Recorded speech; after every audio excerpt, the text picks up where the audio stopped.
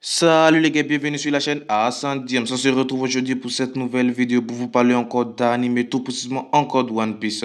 On vous présentera dans quelques instants notre théorie sur l'une des forces secrètes de la marine, qu'est le SWORD. Alors pour ceux qui viennent de nous rejoindre, n'oubliez pas de vous abonner si vous ne l'êtes pas, activer la cloche de notification, de liker si vous avez aimé et de partager si ça fait plaisir. Alors si on vous dit, c'est parti.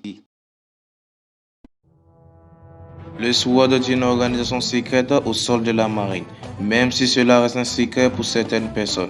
On va même jusqu'à penser que seuls ceux qui ont une vision de la justice modérée sont au courant de son existence et en font partie. Et on connaît jusque-là que deux membres de cette unité, que sont Izdrake et Kobe, peut-être un troisième même avec Aokiji. Et maintenant, quant aux dirigeants de cette unité, on suppose que ça doit être Garp et Sengoku.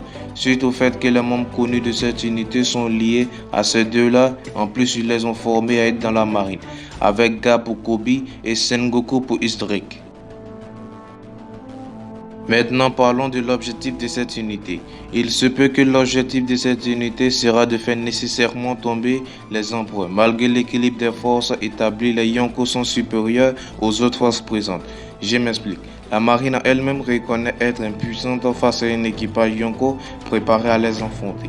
Prenez un exemple de Kaido avant sa défaite. Imaginons que Kaido attaque la marine sans les grands conseils. C'est peu fort probablement que Kaido l'emporte et si c'est le cas, il sera ainsi pour chacun des empereurs. Même avec l'apparition future du SSG, je pense que cela sera juste pour rivaliser avec un équipage Yonko confirmé. Donc, pour rejoindre cela, on suppose que l'un des objectifs majeurs du SWORD est d'infiltrer les Yonko. On a vu cela avec Izdrake, et on ne pense pas que Izdrake ait rejoint l'équipage au semblait de Kaido au moment où il est tombé dessus au refuge des pirates des Kid, mais plutôt bien avant cela. On pense que c'est à partir de l'arrivée dans le Nouveau Monde. Souvenez-vous, dans l'épisode 513, Izdrake attaque une forteresse d'une île de glace qui s'est avérée être la base préférée de Kaido et que sa destruction forcerait des représailles. Donc le SWORD prévoyait déjà de faire infiltrer Izdrake chez l'empereur Kaido et cela s'appuie sur deux faits. Le premier est l'intéressement de Kaido pour les personnes possédant des Zoan antiques et le deuxième est l'attaque de cette forteresse qui allait attirer l'attention de Kaido sur Izdrake.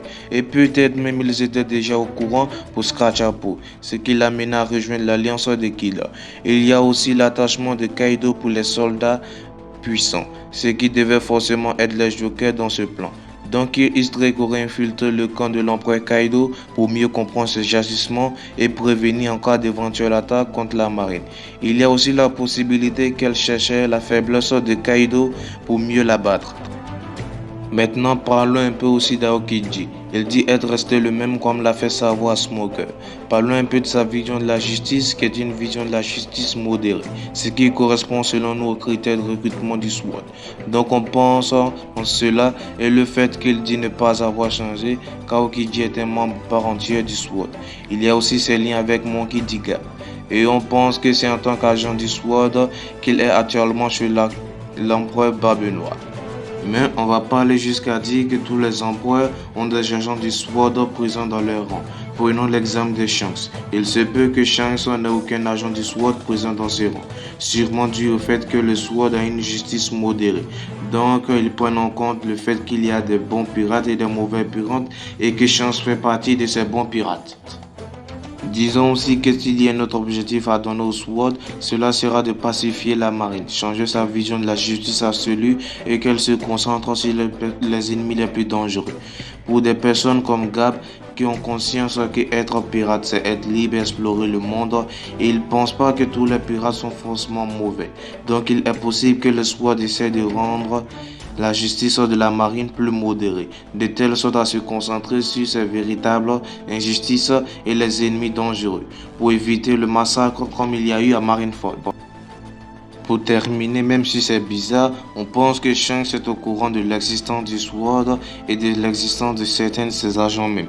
Mais on préfère pas trop parler de ça et en revenir dessus une autre fois peut-être. Alors on arrive à la fin de notre vidéo, on espère que vous avez aimé. On attend votre avis dans les commentaires et si on se dit à la prochaine.